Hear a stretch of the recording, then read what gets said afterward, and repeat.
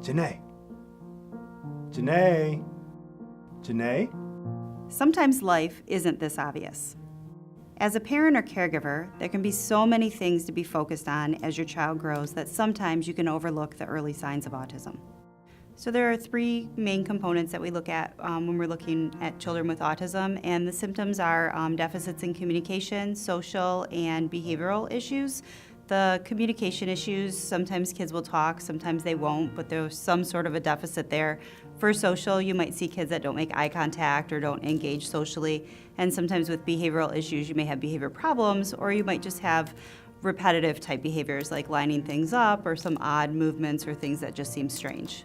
It's very important for a child that will have autism to identify that autism as early as possible. Early intervention is really the key to having really good outcomes. So when you wait and you don't get evaluated, one of two things will happen. One, you'll either delay the diagnosis of autism, or two, you might end up finding out that maybe there was some other kind of an issue, because if you have concerns, it may not be autism, but it could be something else, and you could end up finding some resources that are going to help you either way. If you look online, you can look up MCHAT, M-C-H-A-T, and that's something that's often done in a pediatrician's office, but it is something that is available online, and there's a handful of questions that parents can look at and see yes or no, does my child have this or do they not?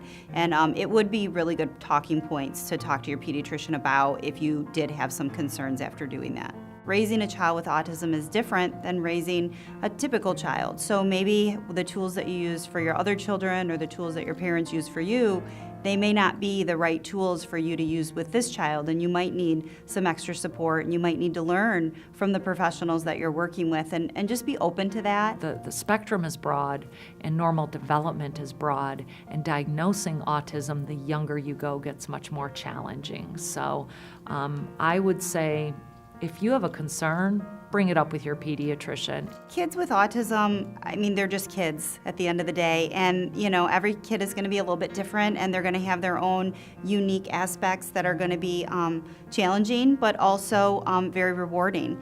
And as a parent, you just have to look at your child and see, how do they fit into your family, how do they fit into your community, and of course you're going to be working on making them better and whatever the issues are, but we all do that with our kids, and we're all trying to give them the best shot that they can. So just normalize it as much as possible, and really think about how does this unique child fit into your life and your family, and how do you care for them.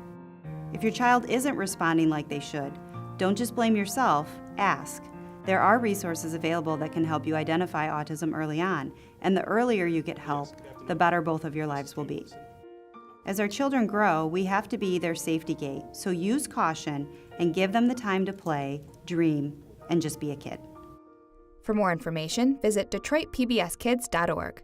Brought to you by the Children's Hospital of Michigan Foundation.